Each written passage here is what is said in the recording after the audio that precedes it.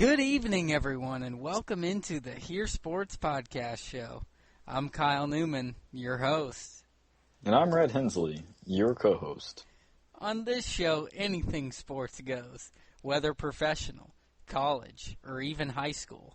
Debate is highly likely, laughter is always encouraged, good times is a given, and hashtag great sports talk will be a reoccurring theme. Tonight, we will talk about the BarClay's tournament, the NBA offseason, the top 5 out of high school NBA players of all time, and RG3's future. Rhett Hensley, 14th HearSports Podcast Show, good evening to you. How are you doing tonight? Ooh, I'm like a box of kittens. Him and the kittens, my goodness. Well, that's great to hear. You're awake at past 12 in the morning, past noon, midnight. I don't even know what time it is. Oh man, apparently you're more awake than I am. But that's always great because you're usually so tired at this point. But I know. Well, ladies and gentlemen, how are you doing, Kyle?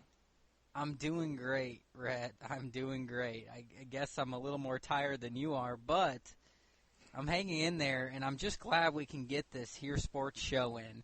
Ladies and gentlemen, it looks like this will be the new schedule where it is done not by 8 o'clock on Mondays, but after I'm getting off work later. Because of Rhett and I's schedules, we just have to try and fit it in that way. Hopefully Monday nights we'll be able to get it. Maybe it'll be Tuesdays. Whatever it is, we'll try and stick to it because we enjoy it. So bear with us, but we're doing great and ready to talk sports tonight. And there's a lot that's gone on in the past week.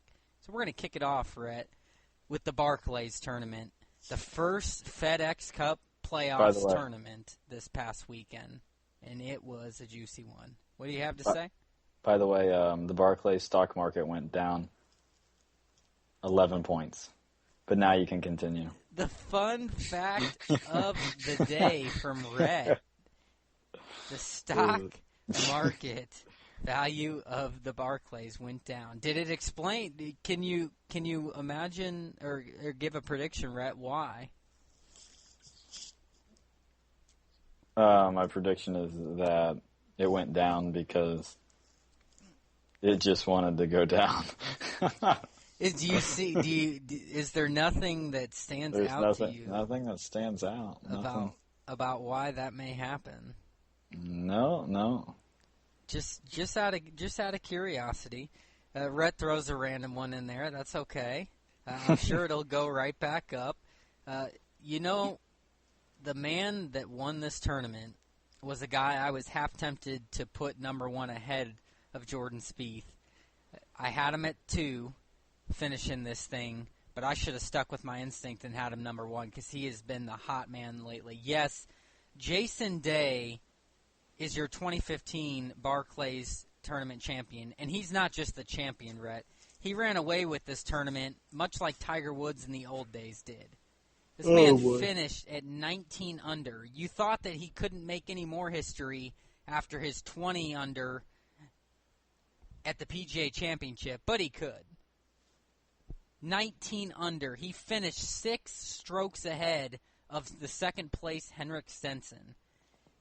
And third was Bubba Watson at 11 under. Bubba button-ups, like I predicted was going to have a good tournament, and he did. Nice top 5 finish for Bubba. Zach Blair tied for 4th, and then Zach Johnson tied for 4th at 10 under. Another man I predicted to have a good tournament, and he did. Some other notables, Rhett, on this leaderboard that were up there that played well. Dustin Johnson finished at 8 under. Top 10 finish for him, but that's kind of been the story for him this year. A top 10 finish, can't get it done closing it. But, and I'll admit, Rhett, I didn't get to see any of this tournament this past weekend because of work and everything. I tried to follow it as much as I could, but the highlights, it's just incredible, what this Jason Day did. Let's talk about that. Were you surprised? The Jason Day one? Yes, and the way he won. Yes, I kind of thought, it was kind of unpredicted. I thought Jordan Spieth was going to win it, but apparently he decided to have his worst match in years. Yeah, we'll talk about that in a second. It's due. But Jason Day, I like to see that. That's pretty good. He shot 8 under on his final round. How incredible is that? What a heck of a finish. He just ran away with it. Just hands down, fantastic. He did, and Rhett, I'm a little surprised that you're surprised that he won the way he's been playing lately. I mean, this guy, not only coming off of that impressive PGA Championship finish, but he's had so many top 5 finishes this year where he's been this close. And what's so impressive to me about it is he's overcome a lot. Suffered vertigo twice, had the tweaking of the back the day before in the Pro-Am.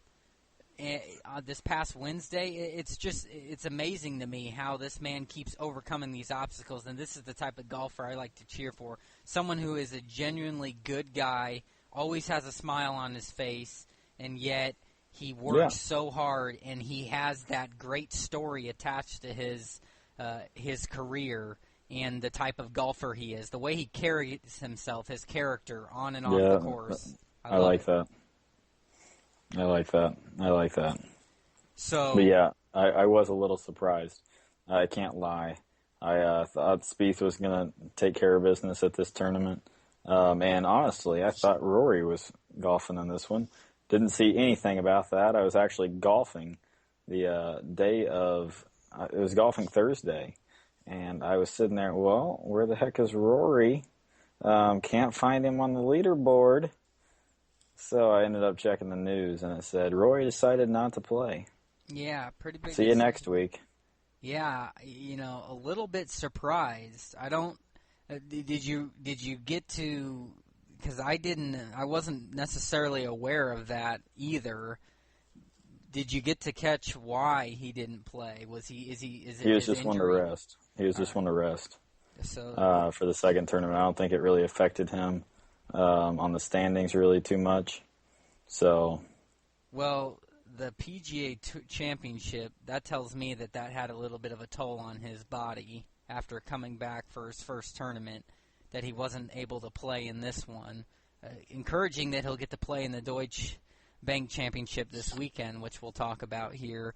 But really, Red, this is Day's 3rd win in 4 starts, and he, the way he runs away with it is what's impressive to me, but he's so consistent.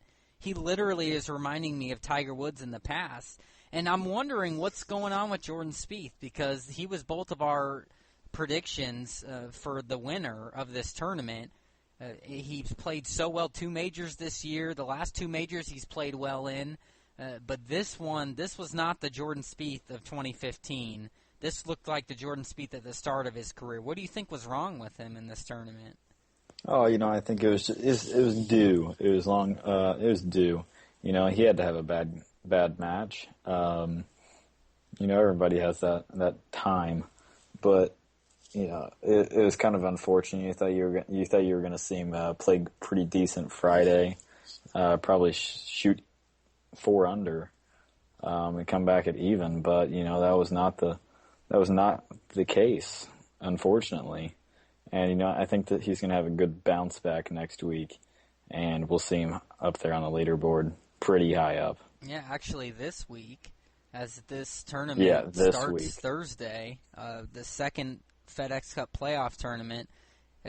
We'll get to a prediction here in a second about that, of who we like in it. But the thing is, Rhett, Jordan Spieth, I agree with you. You can't be on top forever. We've seen it with Tiger Woods, all the greats. I mean, you can't play perfect all the time, and you can't win always. That's not the reality in sports. But me today. He gave it a good run, and not that the run isn't over, because he's so young, obviously, and talented, but he did not look the same. He was not hitting fairways. His short game was rough.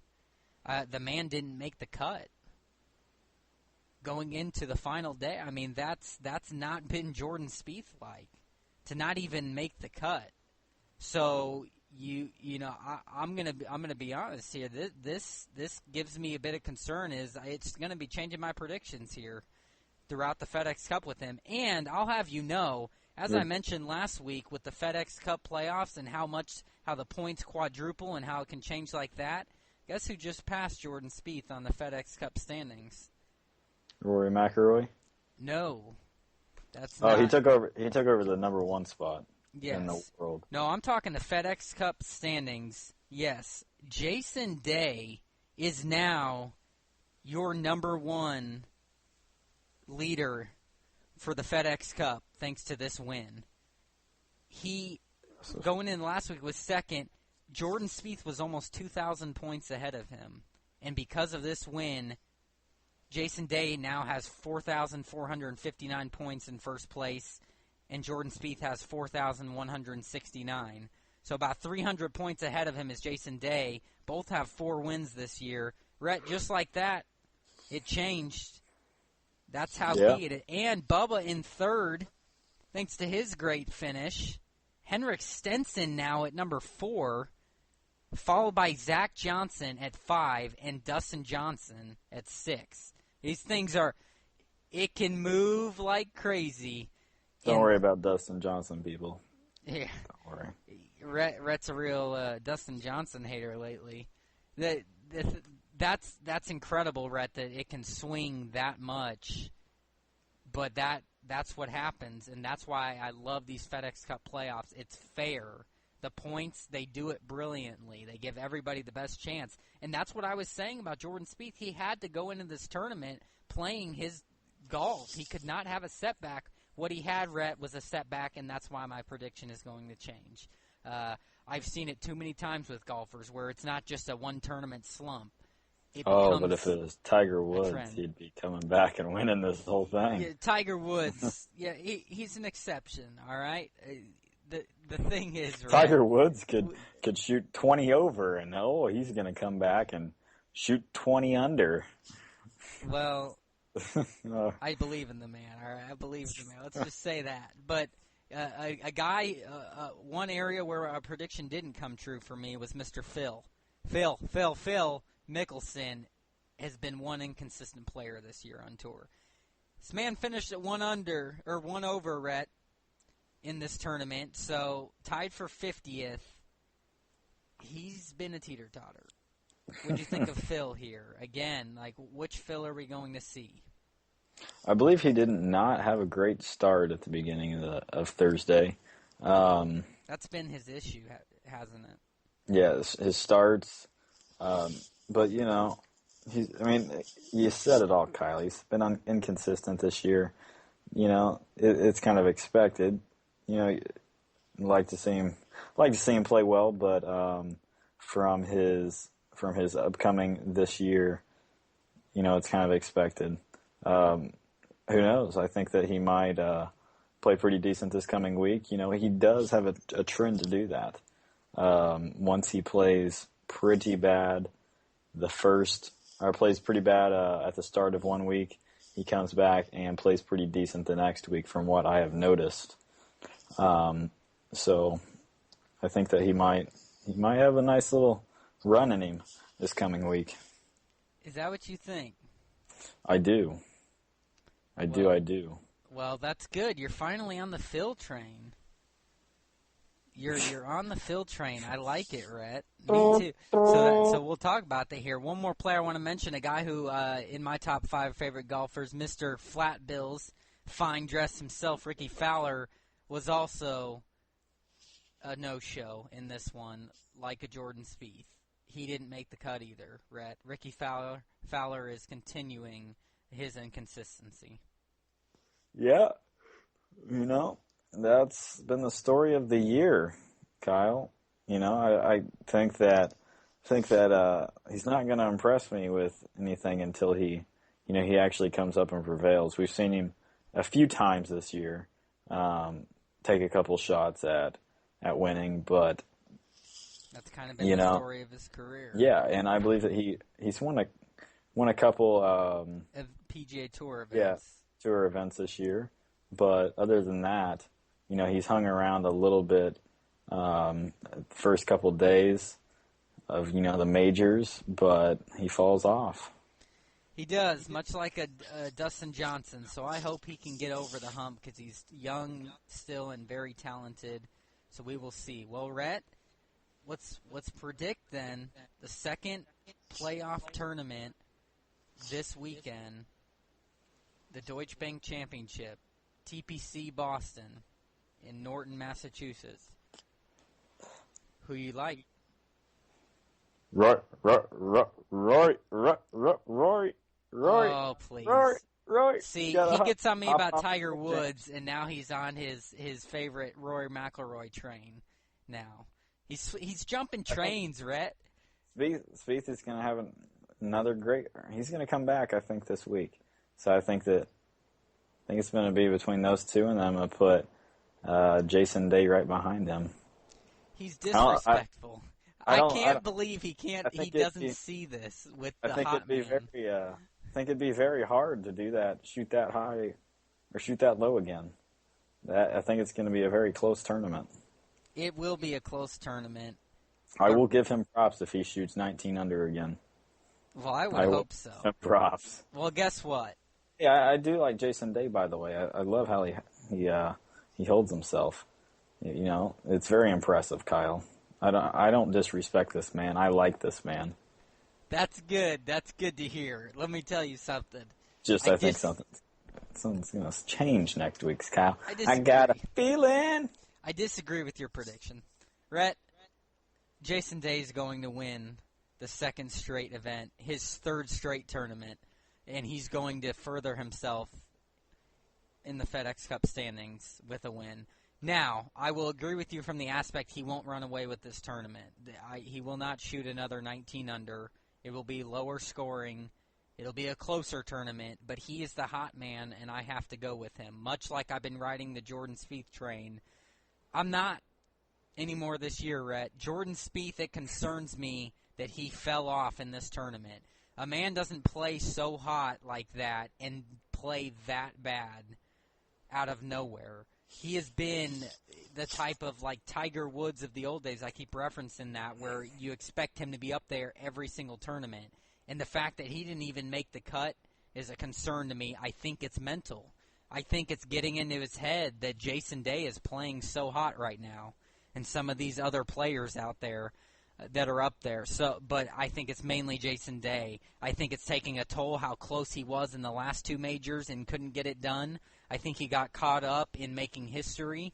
And I, as much as I like Jordan Spieth, I do not think he will make the cut, but I am not even putting Jordan Spieth in the top 5 to finish in this tournament. Wow. How disrespectful is that? It's not happening. I'll maybe give him a top 10 finish, but I don't see him finishing in the top 5.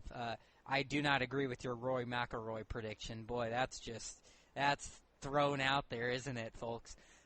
No, that's not how I expect guys like Bubba to play well again. Ricky Fowler will bounce back, and my main man Phil Mickelson will bounce back and play well in this tournament out east again. Fowler, he will do it.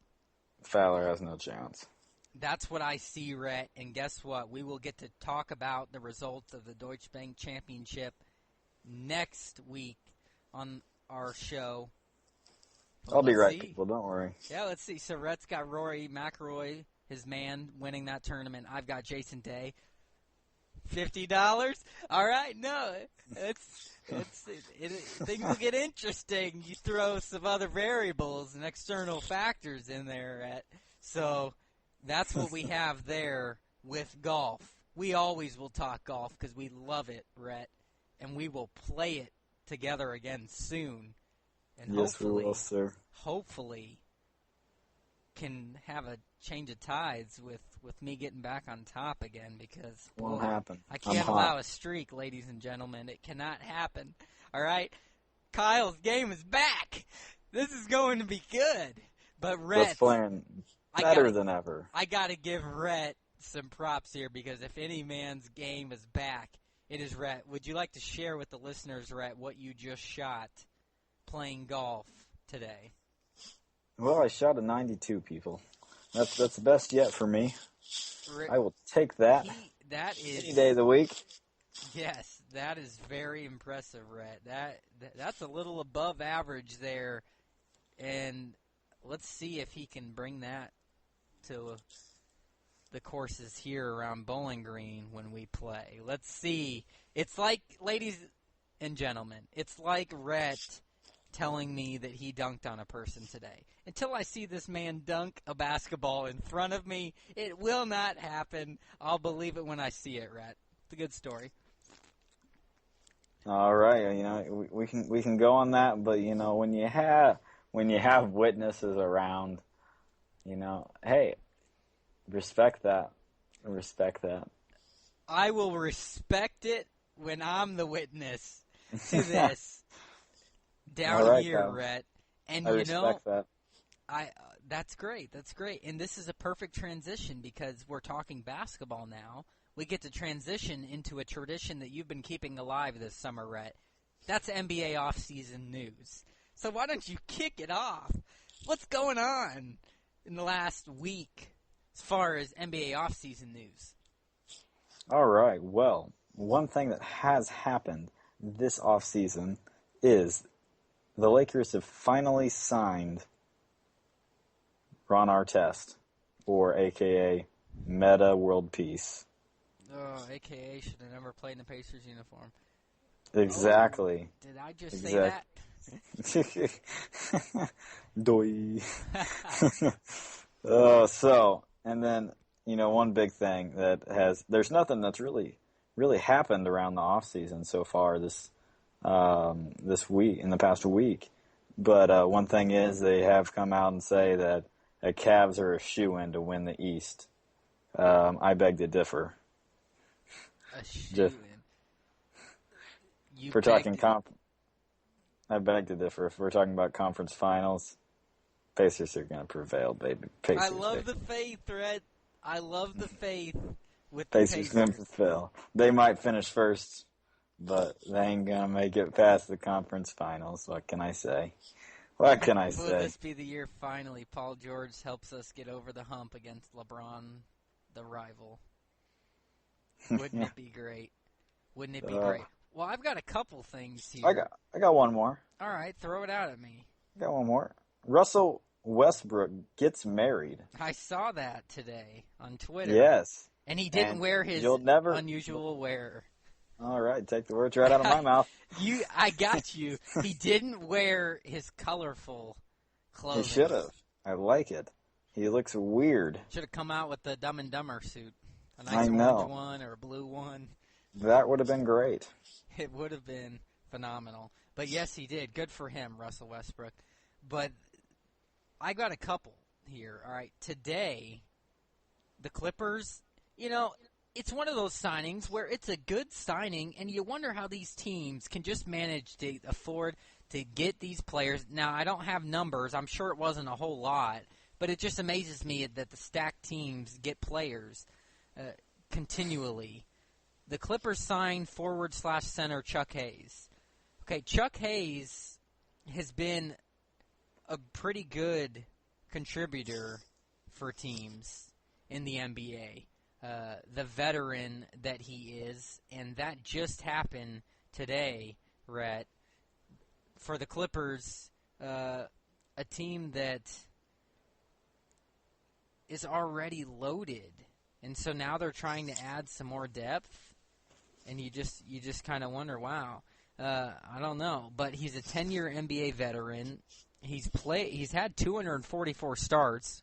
Bounced around a little. Houston, Sacramento, and Toronto. He's averaged about 4 points a game, 5 rebounds, and assist. He spent the last 2 years with the Raptors where he averaged a couple points in 29 appearances. So not, impressive, but a guy coming off the bench who may contribute. So the Clippers just adding more depth. Probably was for $1 million or so, but that's kind of stood out to me a little bit. Aside from that, though, Rhett, Ooh. What else has been going on? That's not it. Floyd Mayweather plays basketball with Isaiah Thomas. I did see that too and got schooled. Floyd Mayweather is actually better than you'd think. Floyd Mayweather won 2 games. Isaiah won 3. Yeah. That's pretty impressive against a NBA player. It's not bad. You just hate Floyd Mayweather. I don't hate him. You strongly dislike him. I don't care for him. The way that he carries himself. I don't care for it. I just don't. I respect the champion that he is, but I do not care. And, a little off topic. We'll get back to the NBA offseason news. But as Rhett brings up the boxing, it just reminds me of all of the shots that him and Ronda Rousey have been taking at each other. You've been following that, Rhett? Because it's getting. Oh yeah. Talk to me when you're able to finish a Dr. Seuss book. Now that was pretty funny. And did you see what he fired back at her about? No. Okay. Well, then that's why I bring this up. Let me find it. I wasn't prepared to mention this, but he said, I got to get the direct quote because that makes it better. It was, and I was following it on Twitter. Let's see. Now she did say, she did basically say that she would beat him in an MMA style, gloves are off, pal, referees out type of a fight. But okay. So I finally have found it. Floyd Mayweather called her out and said, "Call me when you can make over $300 million in 36 minutes," is what he said to her. All right? He said, "I've yet to see any MMA fighter or other boxer make over $300 million in 36 minutes. When she can do that, then call me."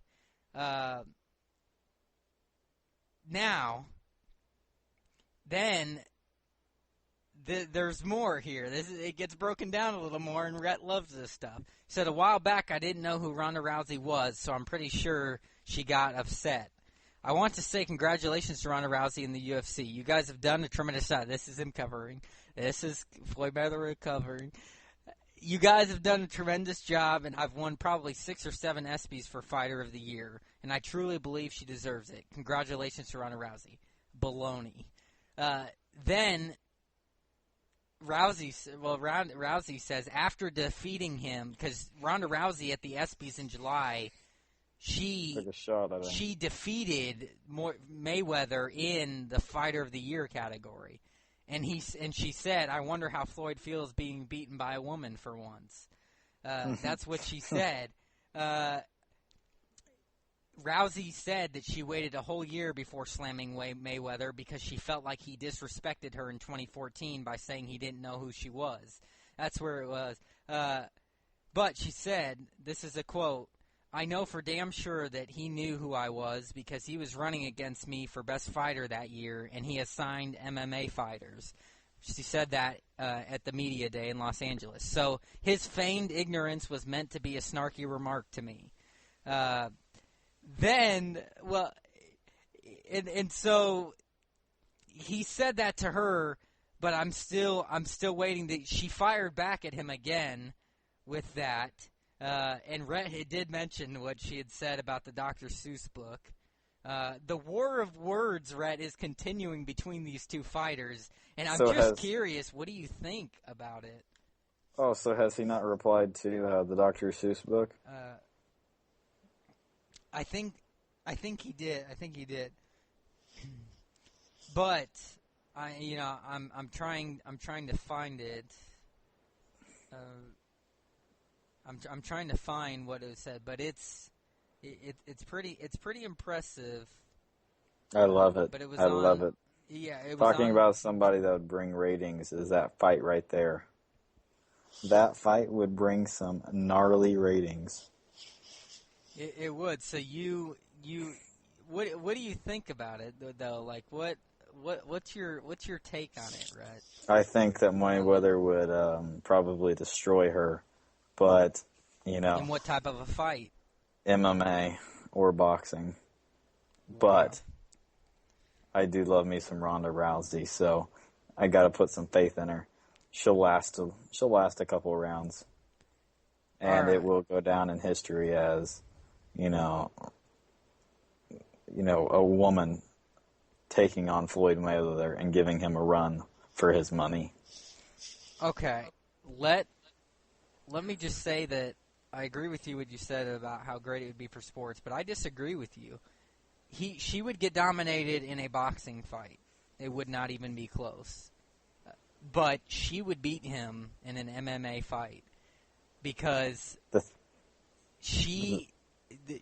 that is her bread and butter. That is her technique, and she would have so much rage built up. The thing is, she would take him down to the ground, Red. The thing is, and not allow him to box. She's got to get her hands on him. The difference in she would tackle reach, the difference in reach from them.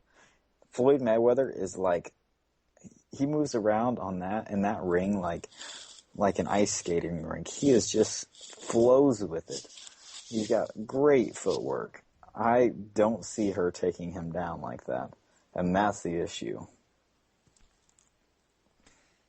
Yeah, well, the thing is, Rhett, it wouldn't be the quick hands thing because she would bring him down. She would tackle him.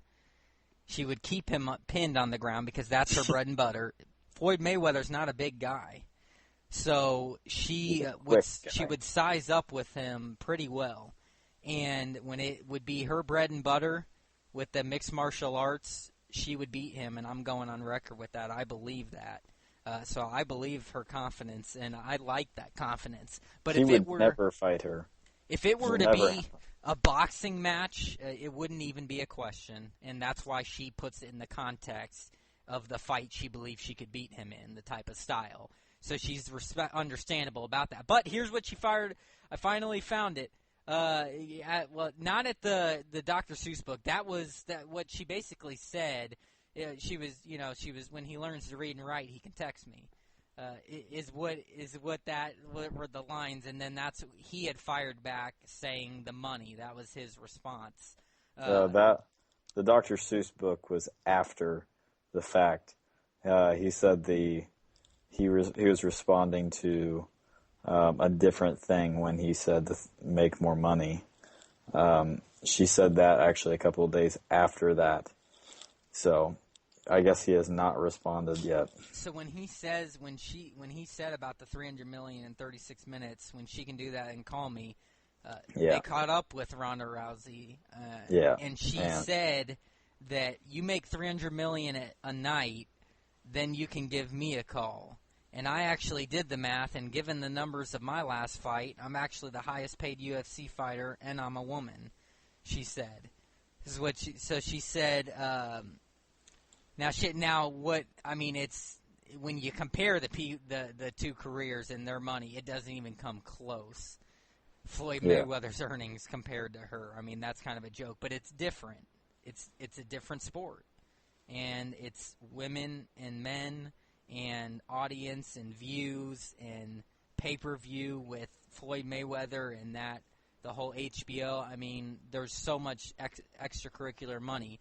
But she said, I think I actually make 2 to 3 times more than he does per second. So when he learns to read and write, he can text me. That was her latest response. That was 5 days ago. So we'll see what Floyd Mayweather has to say back to that, Rhett. But, yeah, I was curious if you had heard about that, because I thought about that. It was several days ago that I saw that. Yeah, it'd be interesting. I'd love to see that fight, but I highly doubt it's ever going to happen. Well, he would not take the chance to ruin his career by fighting somebody that would probably ruin his career if he lost. Yeah, just like he won't rematch Manny Pacquiao either. I want to get that first loss to you, Floyd Mayweather. That's That is it, and he's prepared to finish his last fight of his career, and an impressive career it's been. To go out in your career, assuming he wins this next one without losing, that's right up there as one of the greatest athletes of all time in all of professional sports. That's impressive.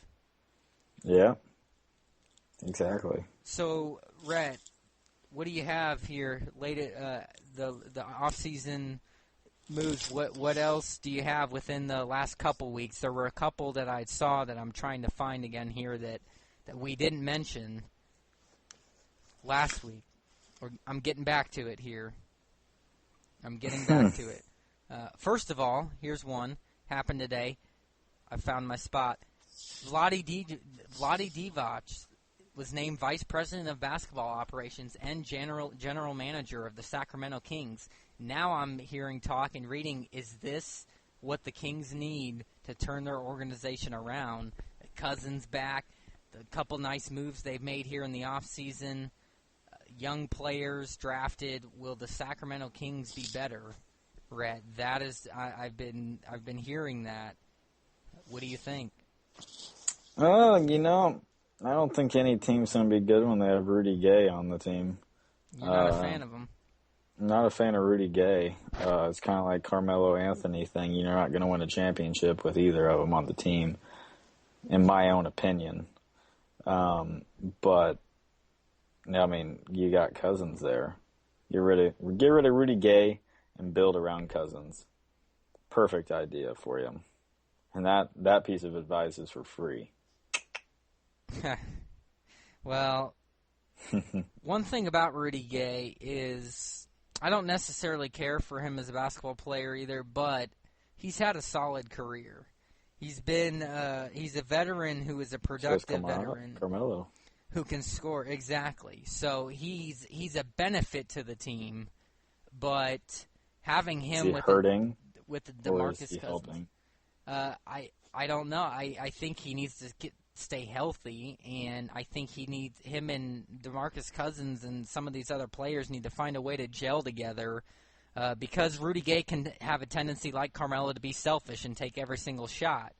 But it's clear that DeMarcus Cousins is the man in Sacramento, so he, too, will want to be selfish with that basketball and lead that team. So just kind of have to see how it plays out. But, 11 days ago, I don't know if we ever mentioned this, but the Timberwolves signed Tayshaun Prince, the NBA champion that he is, the veteran. What do you think about that signing for them? Team that's already improving. It's interesting. I think that he's getting older. He's getting older, obviously. What's he averaging, like 5 points a game or so? I'm not sure what his average is. He's a lengthy guy. That's like a good thing. Yeah, I always called you him. Yeah, I know. I was about to say that. But he's probably going to help out the team. It's good to have that veteran presence there to help out the younger players, and that's what the Timberwolves need right now. So, it's going to be good. Yeah, I think he will help them. For sure. Good signing for them. And then another one, I don't know if it was mentioned. I want to say I maybe did, but last one. The Hawks signed Jason Richardson, the veteran. I'll tell you what, I think this is a good signing for him. Guy who's getting older and declining with his productivity, but I like Jason Richardson. He's had a solid NBA career, still talented player, very athletic, Rhett. I think this is a good signing for Atlanta. A team who, like I said, they're not going to be as good as they were last year. I think they're going to prove that they were maybe a little overrated. It was a little out of the blue. But I still think they're going to finish maybe fourth in the East. So, Rhett, I think this helps them. What about you? Would you repeat that, please? Jason Richardson being signed by the Hawks. He is an old fart. Talking about a guy that's been around for a long time. The old farts can still get it done, Rhett. They can. I mean, what are we talking about here? Jason Terry, Andre Miller. But there's plenty of them. Oh, yeah, ton. But, it's going to be interesting. I don't really know how. I think last time I checked his stats, he was only averaging, like, a little over 2 points a game. But, it's that veteran presence. Yes, it is. Yes, it is. Was I wrong on that? No. Quite honestly, Jason Richardson, I'd have to look up what his, which I'll get his stats here real quick as we transition, Rhett, into our third segment here, and that is something you came up with a little off the grid, because we like to talk high school as well, throw a little high school aspect, and it's not necessarily the traditional being high school players currently. He scored 9 points a game. Yeah, I was about to get there, so I had a feeling you were wrong. The man is still a productive player. So I wonder what I was looking at. I have no idea. So I think he is definitely going to be helping the Atlanta Hawks. It's no question. But you also got to think that this Philadelphia team, they were just as bad as the New York Knicks, and they had people that's, came up from the D-League scoring like 9 points a game. So, well, he's not playing against his teammates. He's playing against the opponents. And this league's a toughie. He plays a lot more. So he is going to be just fine, and he will help the Hawks out. That's my prediction. That's about all we have, though, for NBA offseason news. What? Oh, sorry, Rad. I didn't mean to cut you off. What'd you have there? I think that the difference between that and what I mean is between Philadelphia and going to the Hawks is he's not going to play as much. Sure. That's a good point. He'll come off the bench. Yeah, see what he can do. That's kind of what I was going with when I was talking about Philly. They didn't have anybody that was really there to support the team. Hawks do. I feel you. Good. I definitely do. I feel you. And I don't know if I'm going to feel you after we talk about our top 5 out of high school NBA players of all time, right? Because I have a feeling you might be a little disrespectful. And then we might have some disparity. I already know what I'm going to be disrespectful on, and I don't even care. We have a little bit of disparity, I'm sure, okay? But nonetheless, we are going to start it off with our number 5s, right, and see where we're at. So give me your number 5. Hit me with some knowledge and tell me why. This is a guy that I came to actually after watching his documentary, from me not even liking this fella boy, to actually liking him. It's a guy that got taken over by the media and really just got a bad rep because of that when he didn't even deserve it. He's a great guy, but there's a lot of guys like that, Rhett. From what don't interrupt. It's my time to shine. It's my time to shine. Go ahead. All right. And I'm talking about Dwight Howard here. The man came right out of high school. His first year in the NBA, scoring 12 points, averaging almost 2 blocks a game, 10 rebounds a game. Had, his best free throw percentage at 67%. Yeah, that's he played great. 32 minutes, and he played every game. So, what a great start. And, they didn't make the playoffs that season, but, hey, they had great potential for that upcoming years. Rhett, that's so disrespectful. I can't even wrap my head around how disrespectful it is to put Dwight Howard in the top 5 out of high school NBA players of all time. Okay? This man, though I agree with you about the things you said about him and what he is, the type of guy he is off the court, genuinely. You're going to hate more after the next one.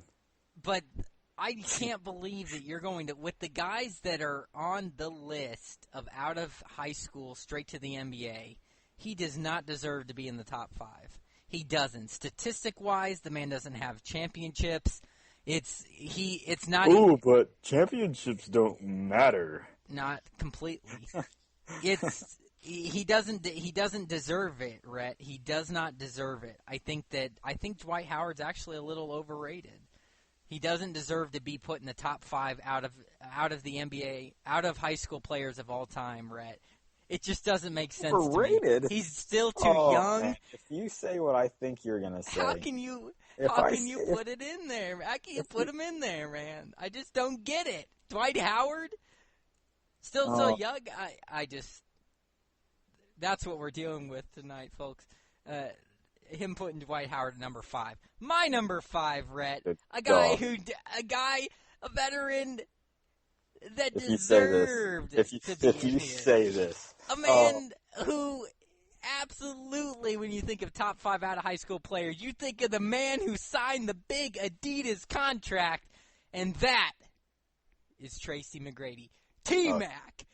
That's right. Tracy McGrady deserves to be in the top 5. When I think of best out of high school players, I think of Tracy McGrady. Much like a Kobe Bryant, came into the NBA and excelled early, okay? And it's not, to me, all about how do you do your first year. Let's keep in mind, they're coming out of high school, okay? But he improved every single year, and I love that, Rhett. A guy in his career that averaged almost 20 points per game. He had peaks with the Orlando Magic where he averaged 32 points per game and 28 points per game. MVP-like numbers. The man is known for that great comeback against. I mean, they almost have the same stat line, though. But it's not. And he's not Dwight Howard, okay? He's Tracy McGrady. And Tracy McGrady, stats are better. Tracy McGrady, different positions. This man deserves to be in there. Had like 7 years straight of 20-plus points where he averaged in a league where it was dominated by shooting guards. A couple that are going to be in the rest of our top 5 out of high school. Always will remember him on the Magic and the Rockets. Kyle? Yes, Rhett. I can't agree with you on this, Kyle. I was very close to putting him as my 5, but it's disrespectful. I see numbers here. I see numbers, and Tracy McGrady was one of my favorite basketball players when I was younger. And and the disrespect to not put him in there, I can't believe. But I think that it was a teeter-totter there. But I actually thought you were going to be very, very disrespectful on that one, and I'm still waiting for you to be very disrespectful.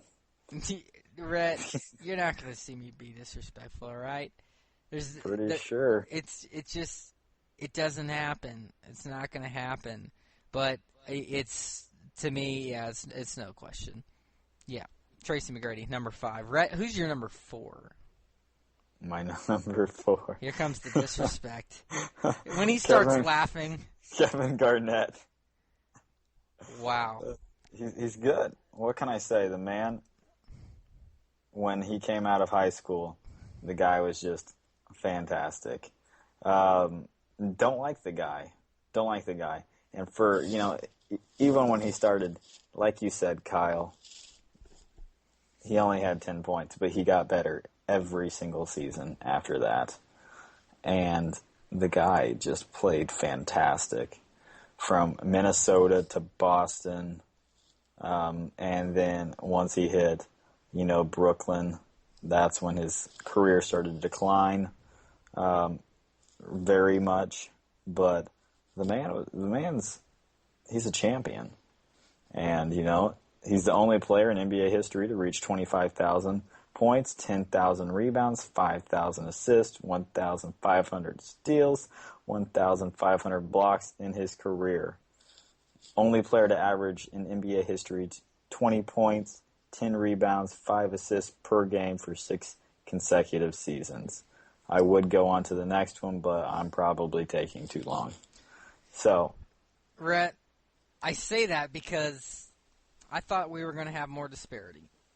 I gave the respect to the man No, I his didn't want due. to either. I didn't want to, but I had Kevin to. Garnett is number 4, and he deserves to be in the top 5 because he is another player that I think of top 5 greatest out of high school players, Kevin Garnett. In fact, I had a Kevin Garnett jersey from the Timberwolves. Shake my head.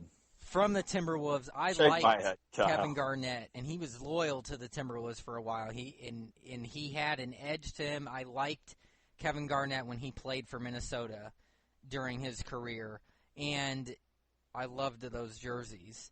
But he deserves to be. You already mentioned plenty. I don't really have to say anything else. He was an NBA champion. He averaged 18 points in his career, 20 and a half points in 13 years with the Timberwolves, and countless other statistics and things that you've mentioned made an impact definitely in the top 5. I can't believe we both had him at number 4, but this goes to show you just when we think we're going to have more disparity, we don't. Kevin Garnett, number 4.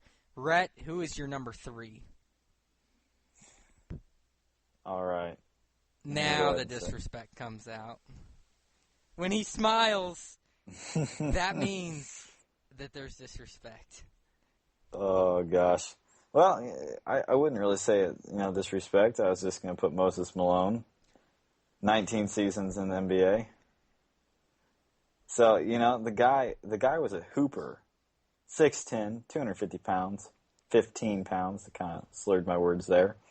MVP 3 times. NBA All-Star Team 12 times. Where championships, He never won. He won once. Won one. 1983. He's impressive. He finished with 29,580 points. Points per game, 20.6. That is impressive. Rebounds, 12.2 rebounds per game. In my opinion, that is pretty freaking impressive. It is. You know what? Just when we think there's disparity, we're on the same page. We know basketball. I guess that's what that means. Moses Malone is my number 3 as well, and he deserves it. In a lot of people's minds, he is the greatest center of all time. Moses Malone was a true champion himself, and he won one and probably deserved to win more the way he played. He averaged in his career, you want to talk about a center and setting an example for who should lead, for what a center should do, rebounding and leading that way. This man averaged 12 rebounds throughout his career. He averaged 20 and 12. Take notes, Kobe. Yeah. Take notes. Kobe. I was thinking of the Lakers. Hibbert. Yes. 20 and 12 throughout his career. It's amazing to me. And he had a long career. His nickname was the Chairman of Boards. Chairman of the Boards. Moses Malone. Yes. I mean, nothing else needs to be said. This man deserves to be in the top 5 straight out of high school players. Straight out of Compton. The Hall of Famer that he is, Moses Malone. Number 3, we're in agreement, Rhett. So that means, are we going to be in agreement with these top 2? I have a feeling. I don't think we're going to like number 2, but I think we're going to be in agreement because if you have any sense of basketball knowledge, then you have to give respect's due. So, Rhett, we both have LeBron James at number 2, don't we? And Rhett smiles in silence, so he was disrespectful. I'm kidding. Now, if this was LeBron's career at the age of Kobe right now, I think that maybe we could be talking a little different, closer in the range of that. We can't because Closer he's in the not range of winning that. another championship. I hope not. But with the basketball teams that he keeps getting put on, there's a great chance he's going to get another ring at some point. But, yeah, I mean, LeBron, first season in the NBA, played 79 games, averaged 20.9 points per game, a steal and a half a game, almost 6 assists a game, 5.5 rebounds a game, shot 74% from the free throw line, shot 29% at 3-point range. All right, so the man, he is a two-time NBA champion, two-time NBA Finals MVP, four-time NBA Most Valuable Player, 11 All-Star. Wow, I about said that backwards. NBA All-Star. The man is just incredible. Don't like the man, but you gotta respect the man. Yes, you do, because again, and that's why I have him at number 2 too. When you think of best players, Rhett makes it funny. Pun intended, always. They're always intended. The thing is, when you think of the greatest high school players that jumped right to the NBA of all time, LeBron James, the man that's still playing and will be a Hall of Famer, deserves to be at number 2. A lot of people may actually switch him with the number 1, but that would be just disrespectful in my mind. LeBron deserves it. I don't have to talk any more stats because Rhett just ran over them with him, but LeBron James, he was a freak coming out of high school. I mean, you knew the man was going right to the NBA. Who wouldn't when you look like that when he did and dominated like he did? What are you saying, he's pretty? No, not at all. I think that's what you just implied, Kyle. I think that's what you're thinking I implied. So maybe you're implying that. All right, moving on. Got him! All right. So here's the thing. LeBron James, he deserves the respect. He is the second greatest player to come out of the NBA, to come out of high school into the NBA of all time. He won't become number 1, though, in my mind, ever. So don't be disrespectful, Rhett, and throw that out there as an option. But you gotta say number 1 is going to stay number 1, all right? And that's what we're getting to now. Kobe Bean Bryant. Wow. He's doing work. Thought you were supposed to ask me. No, maybe we didn't have the same. No. I'm switching it up, Red, all right? I can't take you throwing asinine things out there like LeBron James is going to pass him. I said possibly. Yeah, it's not possible. Kobe Bryant, the 5-time NBA champion that he is, coming out of high school and immediately making an impact. Rhett, hit me with the stats for Kobe Bryant, please. All right, you want the first season? Yeah, I'd like it. Right. I'd like everything you can throw at me. All right. He averaged 7.6 points a game, Good enough. 1.3 assists a game, 1.9 rebounds a game, free throw percentage 81%, Solid. career 25.4 points a game, Thank you. 1.5 steals a game, 4.8 assists a game, 5.3 rebounds a game. Now let's just go down the other list. Kobe Bryant, 5-time NBA champ. Three-peated. LeBron, you cannot do that. 2-time NBA Finals MVP. 1-time NBA Most Valuable Player. 17-time NBA All-Star. 4-time NBA All-Star Game MVP. Not that that really matters, but 11-time All-NBA First Team. The man is just an animal. He is top 5 greatest player of all time in my mind. So he's in no question going to be number 1 for the greatest high school players, jumping right to the NBA. Those stats speak for itself. He's a champion. He's great. There's Kobe haters out there, Rhett. They're going to be frustrated right now. If we got a poll going here, it may go 50-50, and they'll be like, "You're crazy." Right? It's the same talk that comes up with the Michael Jordan and Kobe. But you know what?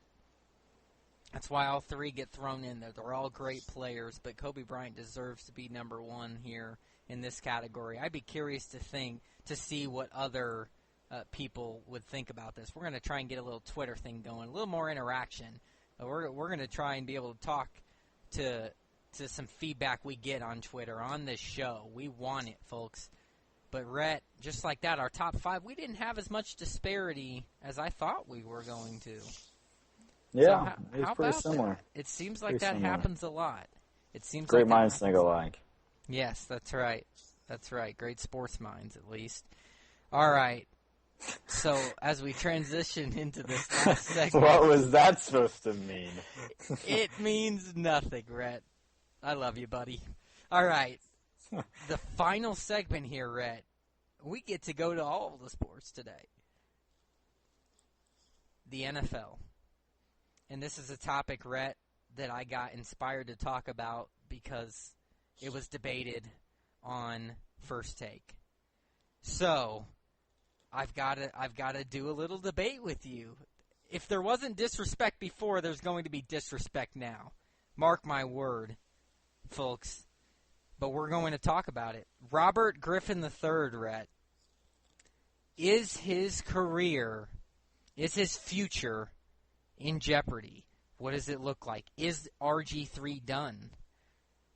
He got injured in the second preseason game about 10 days ago against the Detroit Lions, their home opener.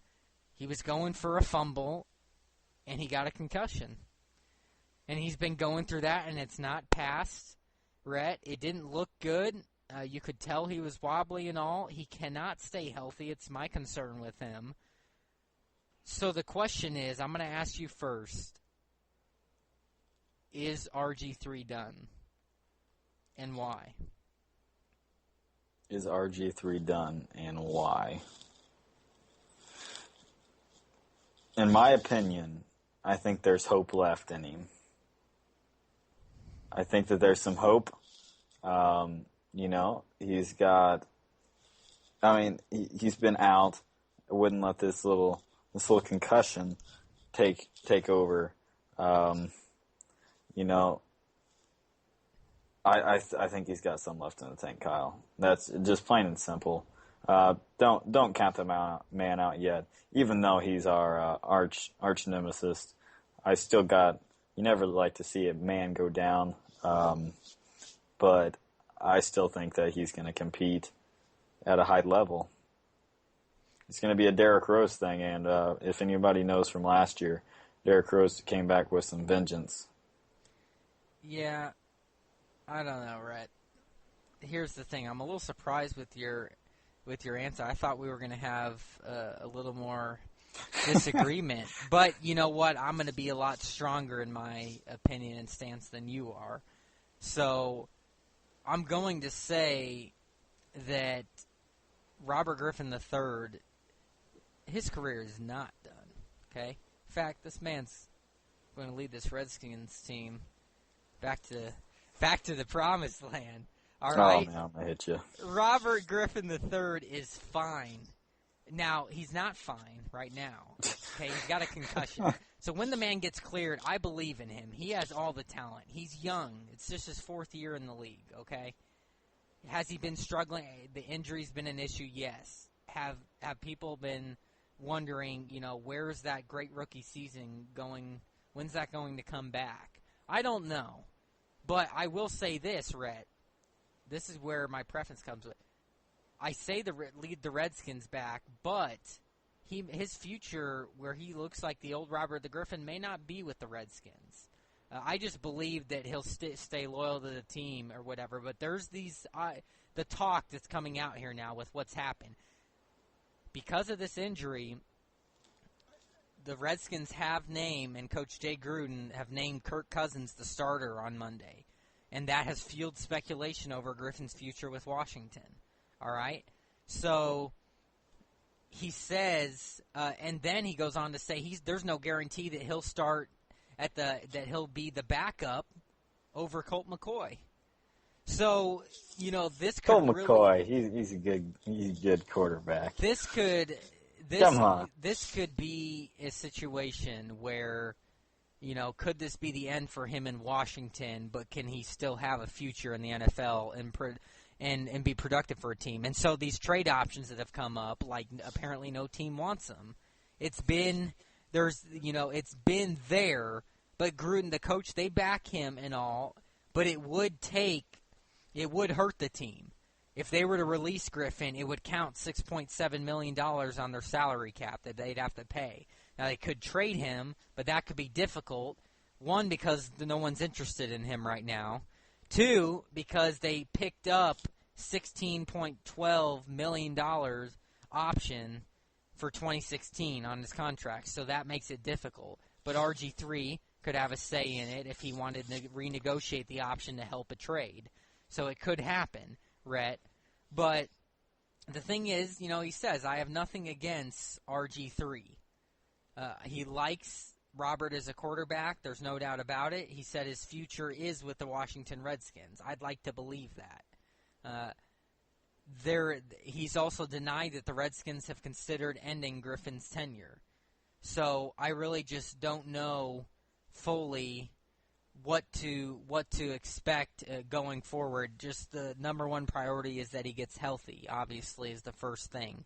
But I think he can still lead this Redskins team to a run. I think that he has that talent still in him, like he showed his rookie year and throughout his career at Baylor. But having said that, I'm concerned with his style of play. In order for him to be the effective quarterback that he is, that he has been in the past, in order for him to be that productive, Robert Griffin III has to change the way that he plays football in the NFL. Meaning he needs to change the way that he runs the football, because he's a mobile quarterback. He can stand in the pocket, but it's been declining over the years. And he's just got to take a page out of Mr. Andrew Luck's book, and he needs to learn when to get down and slide and get out of bounds and stop taking these big hits, because that's what's ultimately been hurting Griffin. And, if that continues, then he won't have a future, because he will not stay healthy, and it'll be a sad story of the RG3, what could have been.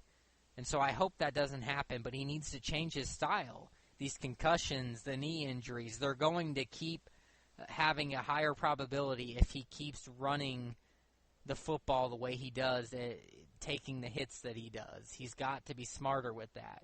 Aside from that, though, I think he will be just fine.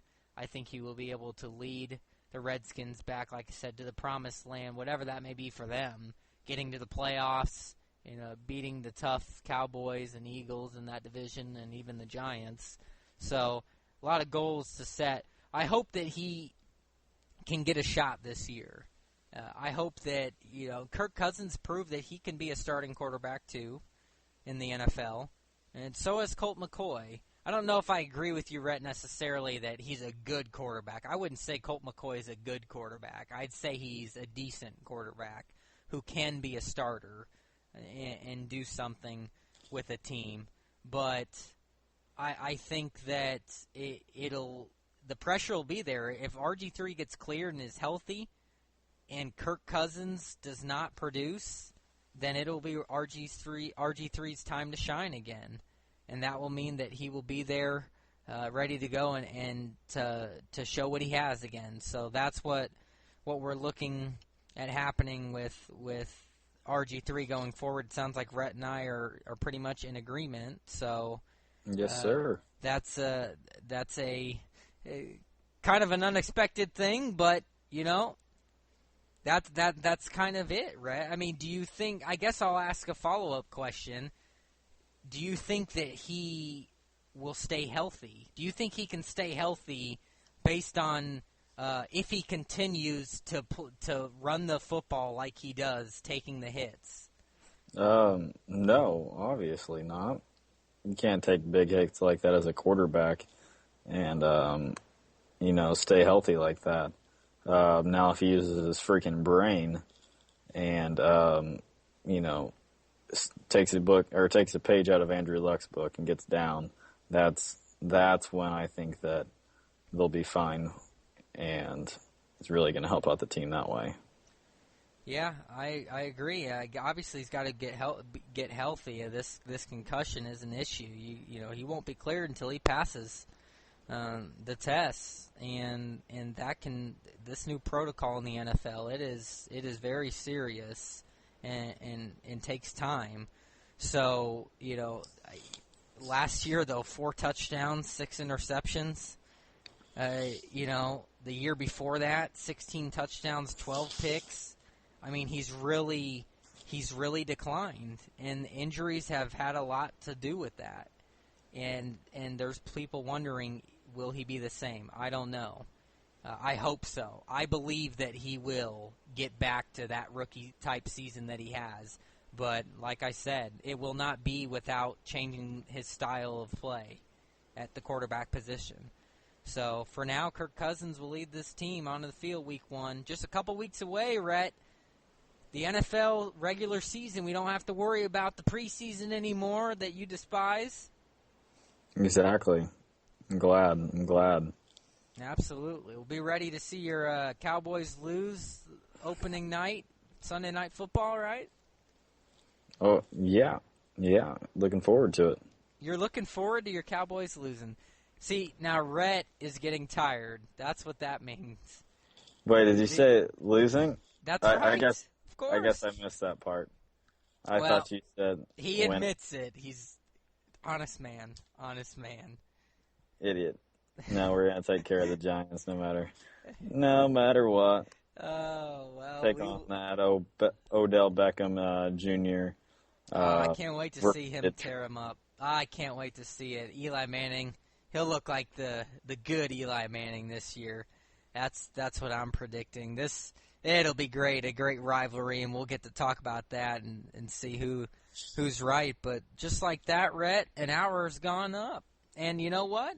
We went a little over, but that's what happens when we talk sports, and a lot happens in a week.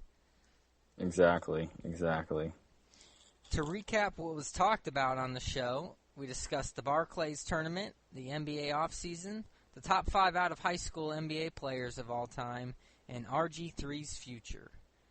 That is all that we have for tonight. Thank you for tuning into our show.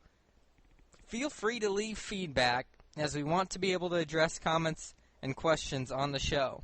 Tweet and retweet the show at Kyle M. Newman, at Rhett Hensley, and at Indiana Pacers Talk.